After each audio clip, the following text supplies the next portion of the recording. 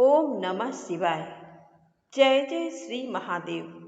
भोलेनाथ की असीम कृपा आप सभी भक्तों पर बनी रहे। माता पार्वती, भगवान गणेश, कार्तिकेय और नंदी महाराज को कोटि कोटि प्रणाम। प्रिय भक्तजनों, आज से आरंभ हो रहा है भगवान शिव को अत्यंत प्रिय सावन मास। ऐसा माना जाता है कि इस पवित्र मास में श्रद्धा और विश्वास से किया गया शिव पूजन सामान्य दिनों की अपेक्षा विशेष फलदायी होता है। इसलिए भारत के गांव-गांव, नगर-नगर और तीर्थों में हर हर महादेव के जय घोष गूंजने लगते हैं। लेकिन क्या आपने कभी सोचा है कि भगवान शिव को सावन मास इतना प्रिय क्यों है? आखिर ऐसा क्या हुआ था कि इस पूरे महीने को शिव आराधना का श्रेष्ठ काल माना गया? आज की इस पावन कथा में हम इन्हीं प्रश्नों का उत्तर जानेंगे। साथ ही जानेंगे कि सावन मास में पूजा किस प्रकार करनी चाहिए।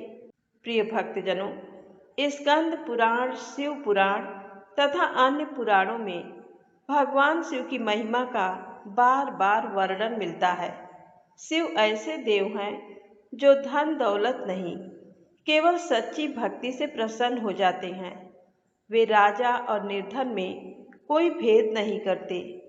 जो एक लोटा जल भी सच्चे मन से अर्पित करता है, उस पर भी भोलेनाथ कृपा करते हैं। इसीलिए उन्हें आशुतोष कहा गया है, अर्थात जो बहुत शीघ्र प्रसन्न हो जाएं। सावन मास वर्षा ऋतु का वह समय है जब संपूर्ण प्रकृति नव जीवन से भर उठती है। नदियां जल से परिपूर्ण होती हैं, वृक्षों पर हरियाली छा जाती है और वातावरण शीतल हो जाता है। यही कारण है कि इस मास में प्रकृति भी मानो भगवान शिव की आराधना करती दिखाई देती है। एक मान्यता ये भी है कि समुद्र मंथन के समय जब भगवान शिव ने समस्त सृष्टि की रक्षा के लिए भयंकर हलाहल विष का पान किया, तब उनके शरीर की उष्णता अत्यंत बढ़ गई। देवताओं ने उनके मस्तक और शरीर पर निरंतर जल अर्पित कर उन्हें शीतलता प्रदान की। तभी से शिवलिंग पर जलाभिषेक की परंपरा विशेष रूप से प्रचलित हुई और सावन मास में इसका महत्व और भी अधिक माना गया।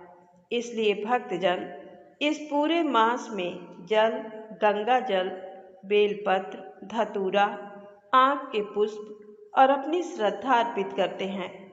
परंतु शास्त्र कहते हैं कि यदि इनमें से कुछ भी उपलब्ध ना हो तो केवल एक लोटा स्वच्छ जल और सच्चा मन भी भगवान शिव को प्रसन्न करने के लिए पर्याप्त है। यदि संभव हो तो प्रातः ब्रह्म मुहूर्त में उठें, स्नान करके स्वच्छ वस्त्र धारण करें, भगवान शिव का स्मरण करते हुए मंदिर जाएं अथवा घर में स्थापित शिवलिंग का पूजन करें। सबसे पहले स्वच्छ जल अर्पित करें। यदि गंगा जल उपलब्ध हो तो उसकी कुछ बूंदें भी मिला सकते हैं। इसके बाद बेलपत्र अर्पित करें। बेलपत्र चढ़ाते समय ये ध्यान रखें कि वह स्वच्छ और अखंड हो। श्रद्धा के साथ ओम नमः शिवाय का जप करते हुए अर्पण करें। यदि धतूरा, आक का पुष्प या भस्म उपलब्ध हो तो श्रद्धानुसार अर्पित करें। यदि कुछ भी उपलब्ध ना हो तो केवल जल और भक्ति ही पर्याप्त है।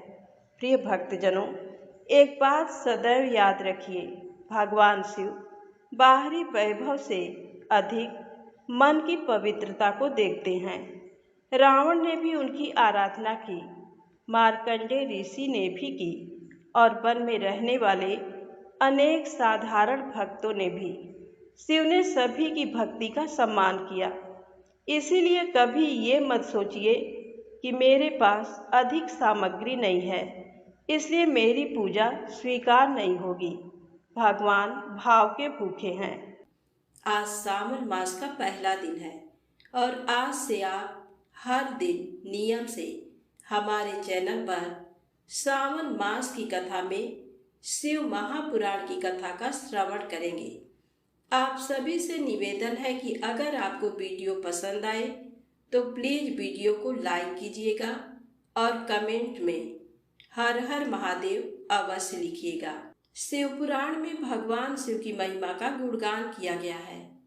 इसमें भगवान शिव को प्रसन्न करने की पूजा विधियों और ज्ञान से भरे आख्यान भी सम्मिलित हैं। हिंदू धर्म में भगवान शिव त्रिदेवों में से एक हैं और इन्हें संहार का देवता भी माना जाता है।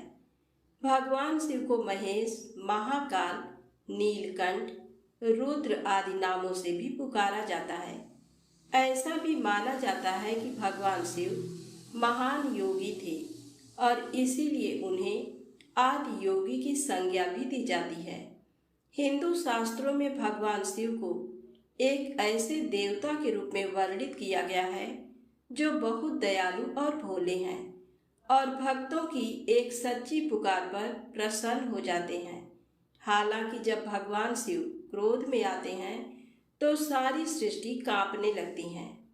भगवान शिव की महिमा का गुणगान कई प्राचीन भारतीय ग्रंथों में देखने को मिलता है, लेकिन शिव पुराण में उनके जीवन पर गहराई से प्रकाश डाला गया है। शिव पुराण में उनके जीवन, विवाह, संतान, रहन सहन आदि के बारे में विस्तार से बताया गया है। शास्त्रों में उल्लेख मिलता है कि देव, दनुज, ऋषि, महर्षि, योगिंद्र, मुनीन्द्र, सिद्ध, गंधर्व ही नहीं अपितु ब्रह्मा विष्णु तक इन महादेव की उपासना करते हैं। ये पुराण परम उत्तम शास्त्र है।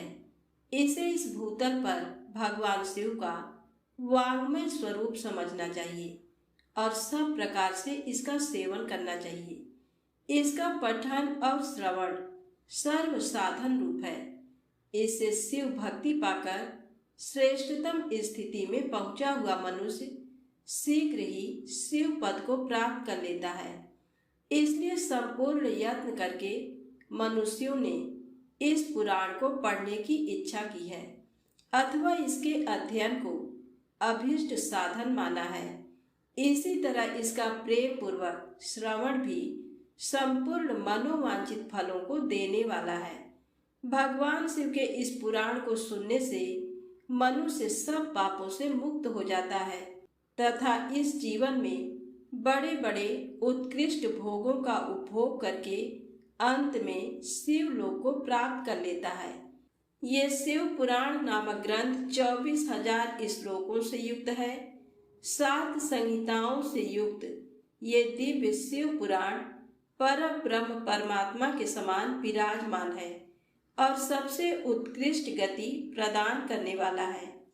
इस पुराण में 24,000 श्लोक हैं तथा इसके 7 भाग संहिताएं हैं जो क्रमशः इस प्रकार हैं: विद्येश्वर संहिता, रुद्र संहिता, शतरुद्र संहिता, कोटि रुद्र संहिता, उमा संहिता, कैलाश संहिता, वायवी संहिता। इनमें से रुद्र संहिता के 5 खंड हैं तथा वायवीय संहिता के 2 खंड। शिव पुराण के पाठ में भगवान शिव की पूजा और उनका जलाभिषेक और ओम नमः शिवाय का मंत्र का विशेष महत्व बताया गया है। शिव महापुराण के पाठ को करने से भगवान शिव प्रसन्न होते हैं और इस जीवन मरण के चक्र से मुक्ति मिल जाती है। इस पुराण का पाठ करना आपको मानसिक और शारीरिक शांति प्रदान करता है। तो आइए अब सुनते हैं शिव महापुराण के महात्म कथा को। श्री शौनक जी ने पूछा, महाज्ञानी सूत जी, आप संपूर्ण सिद्धांतों के ज्ञाता हैं, कृपया मुझसे पुराणों के सार का वर्णन करें। ज्ञान और वैराग्य सहित भक्ति से प्राप्त विवेक की वृद्धि कैसे होती है तथा साधु पुरुष कैसे अपने काम, क्रोध आदि विकारों का निवारण करते हैं। इस कलयुग में सभी जीव आसुरी स्वभाव के हो गए हैं, अतः कृपा करके मुझे ऐसा साधन बताइए जो कल्याणकारी एवं मंगलकारी हो तथा पवित्रता लिए हो। प्रभु, वह ऐसा साधन हो जिससे मनुष्य की शुद्धि हो जाए और उस निर्मल हृदय वाले पुरुष को सदैव के लिए शिव की प्राप्ति हो जाए। श्री सूत जी ने उत्तर दिया, शौनक जी, आप धन्य हैं, क्योंकि आपके मन में पुराण कथा को सुनने के लिए अपार प्रेम व लालसा है। इसलिए मैं तुम्हें परम उत्तम शास्त्र की कथा सुनाता हूँ। वत्स, संपूर्ण सिद्धांत से संपन्न, भक्ति को बढ़ाने वाला तथा शिव जी को संतुष्ट करने वाला अमृत के समान दिव्य शास्त्र है शिव महापुराण। इसका पूर्व काल में शिव जी ने ही प्रवचन किया था। गुरुदेव व्यास ने सनत कुमार मुनि का उपदेश पाकर आदर पूर्वक इस पुराण की रचना की है। ये पुराण कलयुग में मनुष्यों के हित का परम साधन है। शिव पुराण परम उत्तम शास्त्र है। इस पृथ्वी लोक में सभी मनुष्यों को भगवान शिव के विशाल स्वरूप को समझना चाहिए। इसे पढ़ना एवं सुनना सर्व साधन है। ये मनोवांछित फलों को देने वाला है। इससे मनुष्य निष्पाप हो जाता है तथा इस लोक में सभी सुखों का उपभोग करके अंत में शिव लोक को प्राप्त करता है। शिव पुराण पर ब्रह्म परमात्मा के समान गति प्रदान करने वाला है। मनुष्य को पूरी भक्ति एवं संयम पूर्वक इसे सुनना चाहिए। जो मनुष्य प्रेम पूर्वक या इसका पाठ करता है या इसका श्रवण करता है, वह निस्संदेह पुण्यात्मा है। भगवान शिव उस विद्वान पुरुष पर प्रसन्न होकर उसे अपना धाम प्रदान करते हैं। प्रतिदिन आदर पूर्वक शिव पुराण का पूजन करने वाले मनुष्य संसार में संपूर्ण भोगों को भोग कर भगवान शिव के पद को प्राप्त करते हैं। वे सदा सुखी रहते हैं। शिव पुराण में भगवान शिव का सर्वस्व है। इस लोक और परलोक में सुख की प्राप्ति के लिए आदर पूर्वक इसका सेवन करना चाहिए। ये निर्मल शिव पुराण धर्म, अर्थ, काम और मोक्ष रूप चारों पुरुषार्थों को देने वाला है। अतः सदा प्रेम पूर्वक इसे सुनना एवं पढ़ना चाहिए। श्री शौनक जी ने कहा, आप धन्य हैं सूत जी, आप परमार्थ तत्व के ज्ञाता हैं। आपने हम पर कृपा करके ये अद्भुत और दिव्य कथा सुनाई है। भूतल पर इस कथा के समान कल्याण का और कोई साधन नहीं है। आपकी कृपा से ये बात हमने समझ ली है। सूत जी, इस कथा के द्वारा कौन से पापी शुद्ध होते हैं, उन्हें कृपा पूर्वक बताकर इस जगत को कृतार्थ कीजिए। सूत जी बोले, मुने, जो मनुष्य पाप, दुराचार तथा काम, क्रोध, मद, लोभ में निरंतर डूबे रहते हैं, वे भी शिव पुराण पढ़ने अथवा सुनने से शुद्ध हो जाते हैं तथा उनके पापों का पूर्णतया नाश हो जाता है। इस विषय में मैं तुम्हें एक कथा सुनाता हूँ। बहुत पहले की बात है कि रातों के नगर में देवराज नाम का एक ब्राह्मण रहता था। वह ज्ञान में दुर्बल, गरीब, रस बेचने वाला तथा वैदिक धर्म से विमुख था। वह स्नान संध्या नहीं करता था तथा उसमें वैश्य वृत्ति बढ़ती ही जा रही थी। वह भक्तों को ठगता था। उसने अनेक मनुष्यों को मारकर उन सबका धन हड़प लिया था। उस पापी ने थोड़ा सा भी धन धर्म के काम में नहीं लगाया था। वह वेश्यागामी तथा आचार भ्रष्ट था। एक दिन वह घूमता हुआ दैव योग से प्रतिष्ठानपुर यानी झूसी प्रयाग जा पहुंचा। वहां उसने एक शिवालय देखा जहां बहुत से साधु महात्मा एकत्र हुए थे। देवराज वहीं ठहर गया। वहां रात में उसे ज्वर आ गया और उसे बड़ी पीड़ा होने लगी। वहीं पर एक ब्राह्मण देवता शिव पुराण की कथा सुना रहे थे। ज्वर में पड़ा देवराज भी ब्राह्मण के मुख से शिव कथा को निरंतर सुनता रहता था। 1 मास बाद देवराज ज्वर से पीड़ित अवस्था में चल बसा। यमराज के दूत उसे बांधकर यमपुरी ले गए। तभी वहां शिवलोक से भगवान शिव के पार्षद गण आ गए। वे कर्पूर के समान उज्जवल थे। उनके हाथ में त्रिशूल, संपूर्ण शरीर पर भस्म और गले में रुद्राक्ष की माला उनके शरीर की शोभा बढ़ा रही थी। उन्होंने यमराज के दूतों को मार पीट कर देवराज को यमदूतों के चंगुल से छुड़ा लिया और वे उसे अपने अद्भुत विमान में बिठाकर जब कैलाश पर्वत पर ले जाने लगे तो यमपुरी में कोलाहल मच गया, जिसे सुनकर यमराज अपने भवन से बाहर आए। साक्षात रुद्रों के समान प्रतीत होने वाले इन दूतों का धर्मराज ने विधि पूर्वक पूजन कर ज्ञान दृष्टि से सारा मामला जान लिया। उन्होंने भय के कारण भगवान शिव के दूतों से कोई बात नहीं पूछी। तत्पश्चात शिवदूत देवराज को लेकर कैलाश चले गए और वहां पहुंचकर उन्होंने ब्राह्मण को करुणावतार भगवान शिव के हाथों में सौंप दिया। शौनक जी ने कहा, महाभाग सूत जी, आप सर्वज्ञ हैं। आपके कृपा प्रसाद से मैं कृतार्थ हुआ। इस इतिहास को सुनकर मेरा मन आनंदित हो गया है। अतः भगवान शिव में प्रेम बढ़ाने वाली दूसरी कथा भी कहिए। श्री सूत जी बोले, शौनक सुनो, मैं तुम्हारे सामने एक अन्य गोपनीय कथा का वर्णन करूंगा, क्योंकि तुम शिव भक्तों में अग्रगण्य व वेद वेत्ताओं में श्रेष्ठ हो। समुद्र के निकटवर्ती प्रदेश में वास्कल नामक गांव है, जहां वैदिक धर्म से विमुख महापापी मनुष्य रहते हैं। वे सभी दुष्ट हैं एवं उनका मन दूषित विषय भोगों में ही लगा रहता है। वे देवताओं एवं भाग्य पर विश्वास नहीं करते। वे सभी कुटिल वृत्ति वाले हैं, किसानी करते हैं और विभिन्न प्रकार के अस्त्र शस्त्र रखते हैं। वे व्यभिचारी हैं। वे इस बात से पूर्णतः अनजान हैं कि ज्ञान, वैराग्य तथा सद्धर्म ही मनुष्य के लिए परम पुरुषार्थ है। वे सभी पशु बुद्धि हैं। अन्य समुदाय के लोग भी उन्हीं की तरह बुरे विचार रखने वाले धर्म से विमुख हैं। वे नित्य कुकर्म में लगे रहते हैं एवं सदा विषय भोगों में डूबे रहते हैं।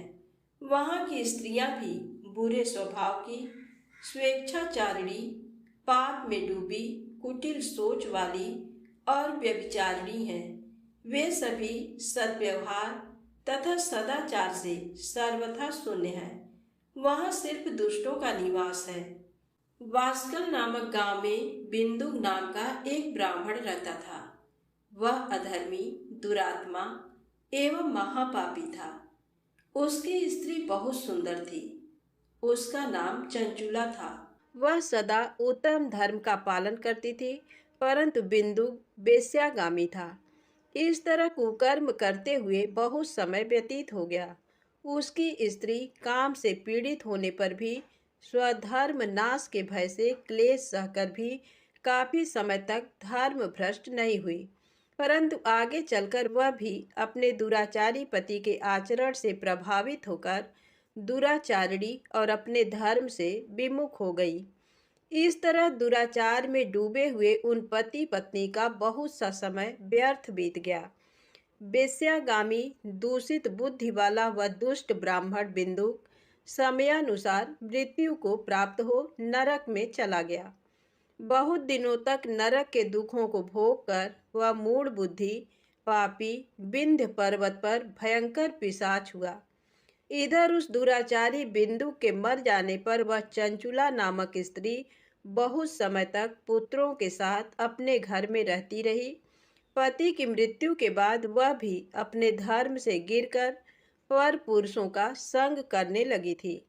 सतियां विपत्ति में भी अपने धर्म का पालन करना नहीं छोड़ती।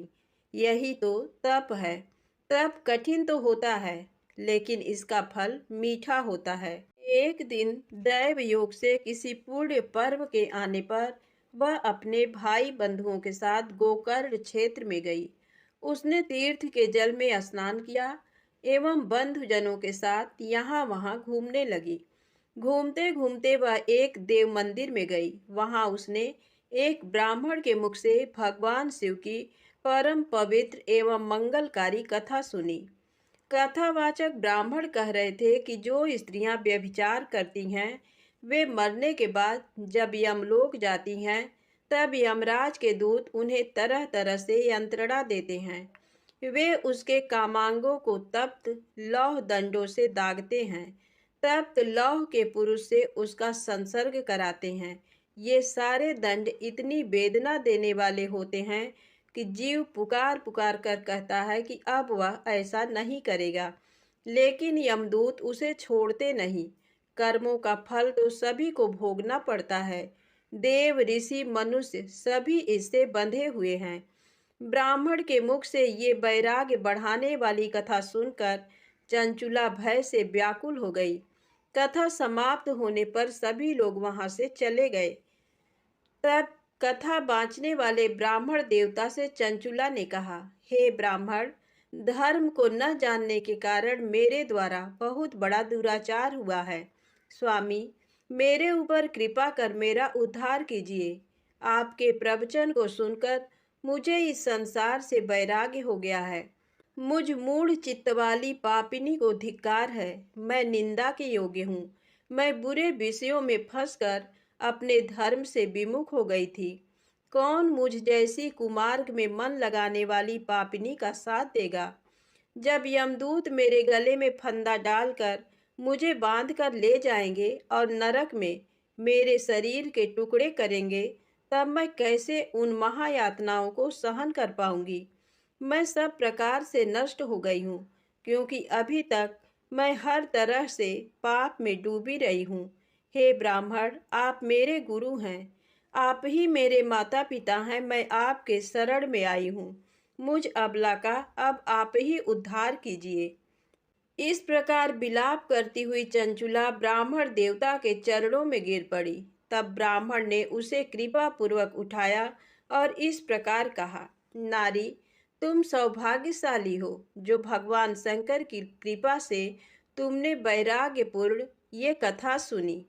कथा सुनकर समय से अपनी गलती का एहसास कर लिया है। तुम डरो मत और भगवान शिव की शरण में जाओ। उनकी परम कृपा से तुम्हारे सभी पाप नष्ट हो जाएंगे। मैं तुम्हें भगवान शिव की कथा सहित वह मार्ग बताऊंगा जिसके द्वारा तुम्हें सुख देने वाली उत्तम गति प्राप्त होगी। शिव कथा सुनने से तुम्हारी बुद्धि शुद्ध हो गई है और तुम्हें पश्चाताप हुआ है तथा मन में वैराग्य उत्पन्न हुआ है। पश्चाताप ही पाप करने वाले पापियों के लिए सबसे बड़ा प्रायश्चित है। जो मनुष्य अपने कुकर्म के लिए पश्चाताप नहीं करता वह उत्तम गति प्राप्त नहीं करता, परंतु जिसे अपने कुकृत्य पर हार्दिक पश्चाताप होता है वह अवश्य उत्तम गति का भागीदार होता है। इसमें कोई शक नहीं है। शुद्ध चित्त में ही भगवान शिव व पार्वती का वास होता है। वह शुद्धात्मा पुरुष सदा शिव के पद को प्राप्त होता है। इस कथा का श्रवण सभी मनुष्यों के लिए कल्याणकारी है, अतः इसकी आराधना व सेवा करनी चाहिए। हे ब्राह्मण पत्नी, तुम अन्य विषयों से अपने मन को हटाकर भगवान शंकर की इस परम पावन कथा को सुनो। इससे तुम्हारे चित्त की शुद्धि होगी और तुम्हें मोक्ष की प्राप्ति होगी। जो मनुष्य निर्मल हृदय से भगवान शिव के चरणों का चिंतन करता है उसकी एक ही जन्म में मुक्ति हो जाती है। ये कहकर वे ब्राह्मण चुप हो गए। उनका हृदय करुणा से भर गया। वे ध्यान में मग्न हो गए। ब्राह्मण का ये उपदेश सुनकर चंचुला के नेत्रों में आनंद के आंसू छलक आए। वह हर्ष भरे हृदय से ब्राह्मण देवता के चरणों में गिर गई और हाथ जोड़कर बोली, मैं कृतार्थ हो गई। हे ब्राह्मण, शिव भक्तों में श्रेष्ठ स्वामिन, आप धन्य हैं। आप परमार्थदर्शी हैं और सदा परोपकार में लगे रहते हैं। साधो, मैं नरक के समुद्र में गिर रही हूँ। कृपा कर मेरा उद्धार कीजिए। जिस पौराणिक व अमृत के समान कथा की बात आपने की है उसे सुनकर ही मेरे मन में वैराग्य उत्पन्न हुआ है। उस अमृतमयी कथा को सुनने के लिए मेरे मन में बड़ी श्रद्धा हो रही है। कृपया आप मुझे उसे सुनाइए। कथा सुनने की इच्छा मन में लिए हुए चंचुला उन ब्राह्मण देवता की सेवा में वहीं रहने लगी। उस गोकर्ण नामक महाक्षेत्र में उन ब्राह्मण देवता के मुख से चंचुला भगवान शिव की भक्ति, ज्ञान और वैराग्य बढ़ाने वाली और मुक्ति देने वाली परम उत्तम कथा सुनकर कृतार्थ हुई। उसका चित्त शुद्ध हो गया। वह अपने हृदय में शिव के सगुण रूप का चिंतन करने लगी। वह सदैव शिव के सच्चिदानंदमय स्वरूप का स्मरण करती थी। तत्पश्चात अपना समय पूर्ण होने पर चंचुला ने बिना किसी कष्ट के अपना शरीर त्याग दिया। उसे लेने के लिए एक दिव्य विमान वहां पहुंचा। ये विमान शोभा साधनों से सजा था एवं शिवगणों से सुशोभित था। चंचुला विमान से शिवपुरी पहुंची। उसके सारे पाप धुल गए। वह दिव्यांगना हो गई। वह गौरांगी देवी मस्तक पर अर्धचंद्र का मुकुट व अन्य दिव्य आभूषण पहने शिवपुरी में पहुंची। वहां उसने सनातन देवता त्रिनेत्रधारी महादेव शिव को देखा। सभी देवता उनकी सेवा में भक्तिभाव से उपस्थित थे। उनकी अंग कांति करोड़ों सूर्यों के समान प्रकाशित हो रही थी। 5 मुख और हर मुख में 3 नेत्र थे। मस्तक पर अर्धचंद्राकार मुकुट शोभायमान हो रहा था। कंठ में नील चिन्ह था। उनके साथ में देवी गौरी विराजमान थी, जो विद्युत पुंज के समान प्रकाशित हो रही थी। महादेव जी की कांति कपूर के समान गौर थी। उनके शरीर पर श्वेत वस्त्र थे तथा शरीर श्वेत भस्म से युक्त था। इस प्रकार भगवान शिव के परम उज्जवल रूप के दर्शन कर चंचुला बहुत प्रसन्न हुई। उसने भगवान को बारंबार प्रणाम किया और हाथ जोड़कर प्रेम, आनंद और संतोष से युक्त हो विनीत भाव से खड़ी हो गई। उसके नेत्रों से आनंदाश्रुओं की धारा बहने लगी। भगवान शंकर व भगवती गौरी उमा ने करुणा के साथ सौम्य दृष्टि से देखकर चंचुला को अपने पास बुलाया। गौरी उमा ने उसे प्रेम पूर्वक अपनी सखी बना लिया। चंचुला सुख पूर्वक भगवान शिव के धाम में उमा देवी की सखी के रूप में निवास करने लगी। एक दिन चंचुला आनंद में मग्न उमा देवी के पास गई और दोनों हाथ जोड़कर उनकी स्तुति करने लगी। हे गिरिराज नंदिनी, स्कंद माता उमा, आप सभी मनुष्यों एवं देवताओं द्वारा पूज्य तथा समस्त सुखों को देने वाली हैं। आप शंभु प्रिया हैं। आप ही सगुणा और निर्गुणा हैं। हे सच्चिदानंद स्वरूपिणी, आप ही प्रकृति की पोषक हैं। हे माता, आप ही संसार की सृष्टि, पालन और संहार करने वाली हैं। इस प्रकार सद्गति प्राप्त चंचुला देवी की स्तुति कर शांत हो गई। उसकी आंखों में प्रेम के आंसू उमड़ आए। तब शंकर प्रिया भक्त वत्सला उमा देवी ने बड़े प्रेम से चंचुला को चुप कराते हुए कहा, सखी चंचुला, मैं तुम्हारी स्तुति से प्रसन्न हूँ। बोलो, क्या वर मांगती हो? चंचुला बोली, हे गिरिराज कुमारी, मेरे पति बिंदुक इस समय कहाँ हैं? उनकी स्थिति कैसी है मुझे बताइए और कुछ उपाय कीजिए ताकि हम फिर से मिल सकें।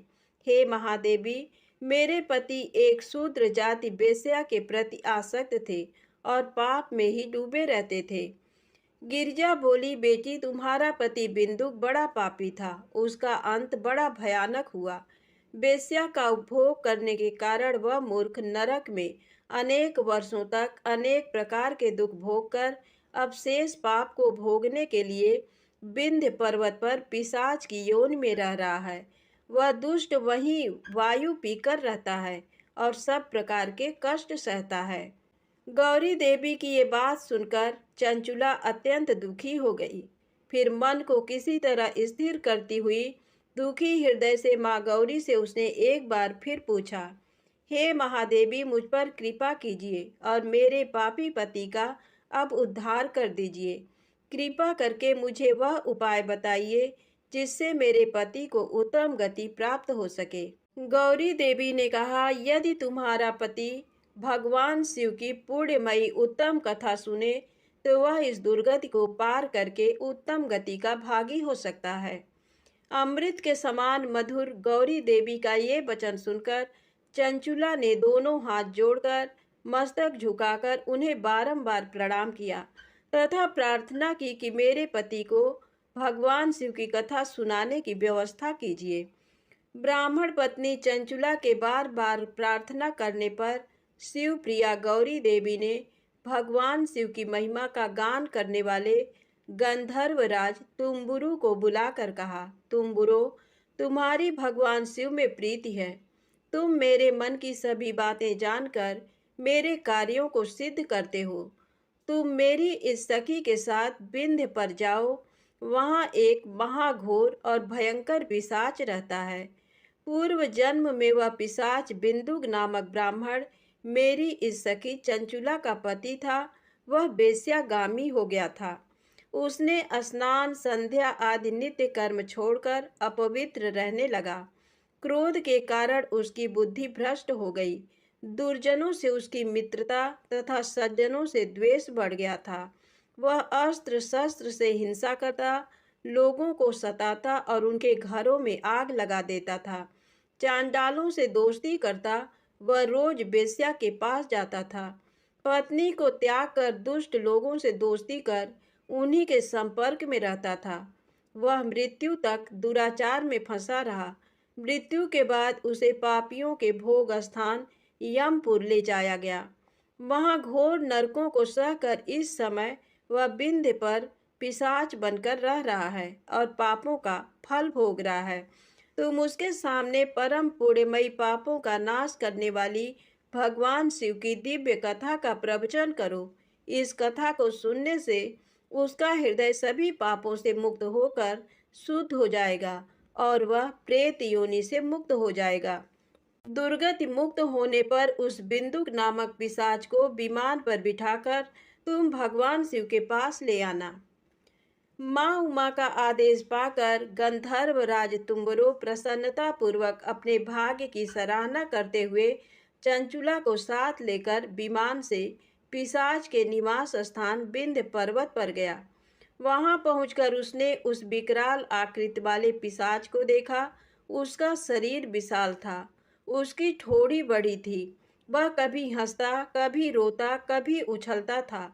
महाबली तुम्बरों ने बिंदुक नामक पिशाच को पासों से बांध लिया। उसके पश्चात तुम्बरों ने कथा बाँचने के लिए स्थान तलाश कर मंडप की रचना की।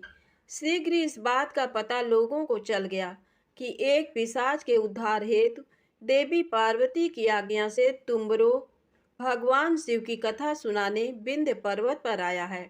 उस कथा को सुनने के लोभ से बहुत से देवर्षि वहां पहुंच गए। सभी को आदर पूर्वक स्थान दिया गया।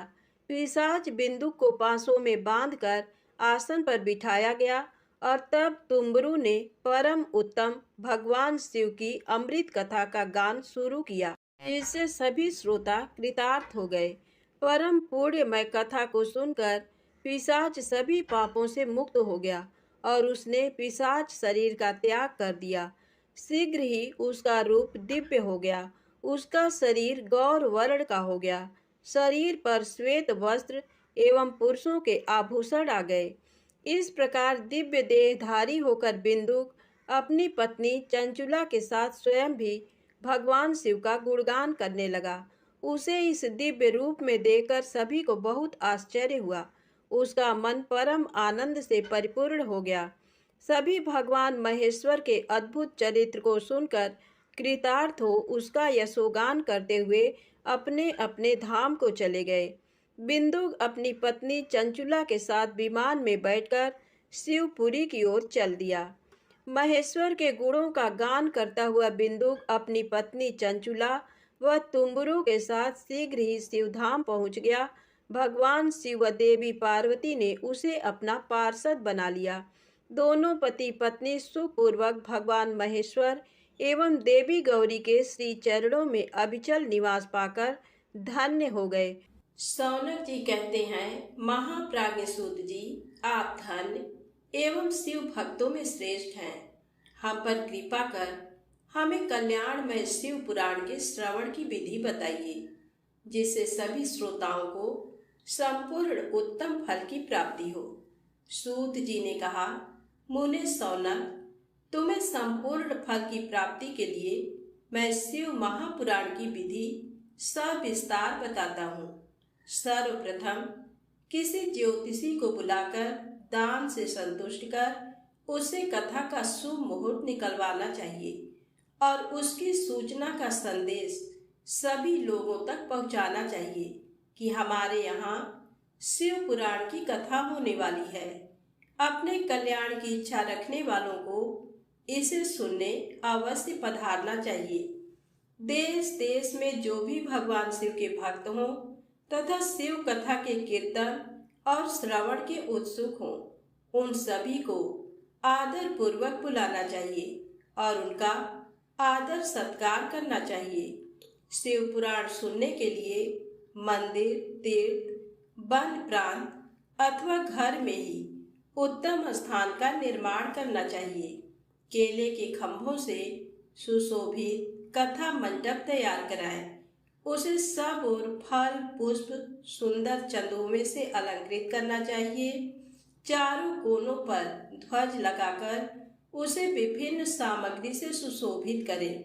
भगवान शंकर के लिए भक्ति पूर्वक दिव्य आसन का निर्माण करना चाहिए तथा कथावाचक के लिए भी दिव्य आसन का निर्माण करना चाहिए।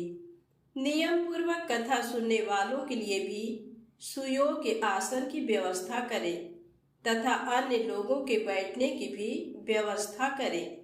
कथा बाँचने वाले विद्वान के प्रति कभी बुरी भावना न रखें। संसार में जन्म तथा गुणों के कारण बहुत से गुरु होते हैं, परंतु उन सब में पुराणों का ज्ञाता ही परम गुरु माना जाता है।